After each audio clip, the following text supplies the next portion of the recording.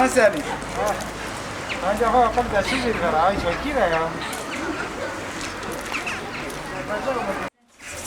Şuradan. Selamünaleyküm. Aleykümselam.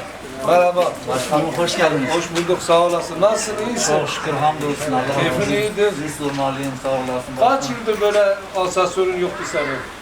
5 yıldır oldu. 5 yıl.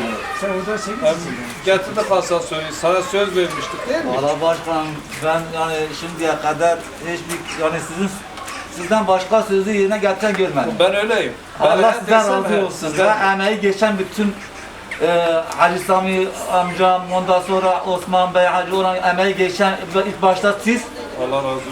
ilk başta siz başkanım sonra emeği geçen bütün bu işe sahip olan kişiye herkese teşekkür ederim. Bak ben ne kadar memnunum. Dünya Ne kadar kadar. gururlandım. Allah Vallahi- seni var etsin. Allah seni var etsin. Ben Sen böyle rahat etmen bizi mutlu etti. valla ben her zaman size dua ediyorum. Allah razı olsun. Çoluk çocuğun sırtında inemiyordum. İhtiyacım olunca, hastaneye gidince, bir yere gidince zorluk çekiyordum. Her ininde, çıktığımda, namaz kılında hep dua ediyordum. Ne mutlu, ne mutlu.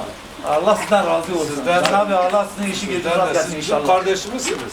Teşekkür Siz ederim. engelli değilsiniz. Gönlünde siz tertemiz bir insansınız. Gönlünüzde yaşıyorsunuz.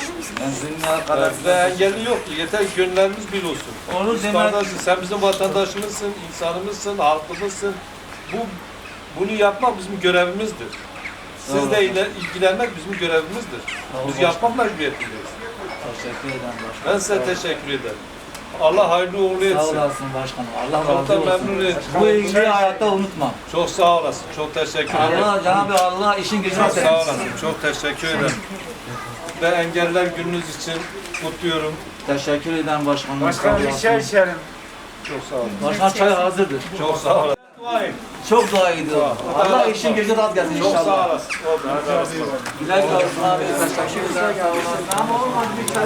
Hadi Allah'a ısmarladık. Çay içelim. Ha, dönme var.